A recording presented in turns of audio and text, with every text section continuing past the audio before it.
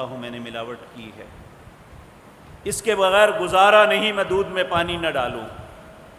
میں مرچوں میں پھک نہ ڈالوں تو میرا گزارا نہیں ہے۔ میں خود اپنے گناہوں کا اقرار کرتا ہوں، فخر سے بتاتا ہوں میں نے اتنے پیسے کمائے یہ کمینگی کر کے، میں نے فلاں گناہ کیا، لوگوں کو آ کے بتاتا ہوں، میں نے فلاں کی بیٹی کی عصمت کو پامال کیا، اپنے دوستوں کو بتاتا ہوں۔ نبی کریم صلی اللہ علیہ وسلم نے فرمایا کل امتی معافن، میرا جو امتی معافی مانگے گا اللہ معاف کر دے گا،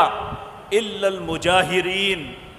جو شخص اپنے گناہوں کو خود ظاہر کرتا ہے